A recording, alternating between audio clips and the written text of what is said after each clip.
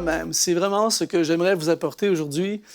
C'est un gros problème pour plusieurs personnes qui sont dans la recherche de leur identité.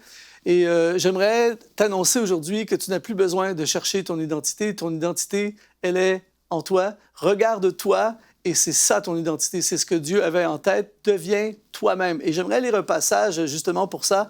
C'est dans le psaume 139 au verset 14 qui dit « Je te loue de ce que je suis, une créature si merveilleuse et tes œuvres sont admirables et mon âme le reconnaît bien. » J'aime beaucoup aller dans le texte de l'Ancien Testament et du Nouveau Testament, mais dans le texte original, dans le mot hébreu. Et le mot hébreu qui est utilisé ici pour tes œuvres, œuvre, c'est le mot, je le prononce certainement mal, mais c'est le mot masé, qui veut dire également, qui se traduit également par design. Et quand on étudie le mot, le contexte hébreu, eh bien, on voit que ce mot parle d'un artiste qui veut faire un chef-d'œuvre.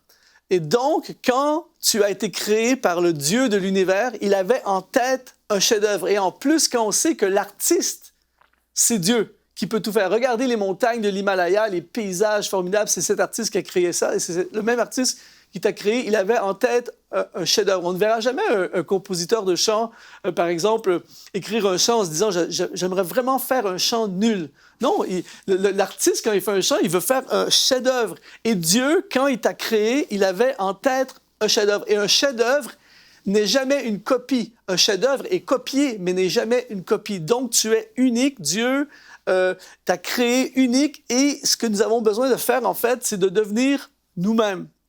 On a juste besoin de déployer qui on est. Et souvent, il y a un conflit, on se cherche, qui suis-je vraiment? Moi, je me souviens quand j'ai commencé, par exemple, dans le ministère, j'ai commencé par le ministère de la louange.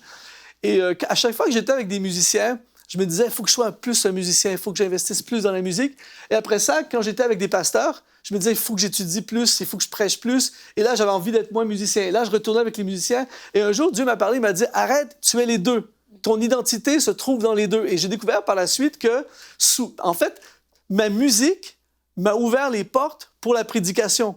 Et des fois, je suis allé à des endroits où la musique, c'était pas terrible, la sono, et souvent, la prédication a sauvé ma musique. Donc, en fait, Luc Dumont, c'est les deux. Et c'est la même chose pour toi. Deviens toi-même, c'est de devenir tout ce que Dieu a placé en toi, de te révéler. Et surtout, je dis souvent, nous découvrons qui nous sommes en découvrant qui nous ne sommes pas. Et ils ont posé la question à Michelangelo lorsqu'il a fait cette fameuse statue célèbre de David. Ils ont dit, mais comment vous avez fait pour faire un chef-d'œuvre aussi extraordinaire? Il a dit, c'est simple, j'ai enlevé tout ce qui n'était pas David. Et en fait, c'est ça, c'est que souvent, on essaie d'être autre chose que ce que nous sommes vraiment. Et la vie fonctionne lorsque tu deviens toi-même. Tu deviens heureux parce que tu deviens ce qu'on appelle un poisson dans l'eau. Et un poisson sur une plage, c'est pathétique. Un poisson qui essaie de grimper un arbre, c'est vraiment compliqué. Mais un poisson dans l'eau, c'est glorieux. Si tu veux être dans ta gloire, deviens toi-même. Retrouvez la suite de ce programme dans l'émission Bonjour chez vous sur EMCI TV.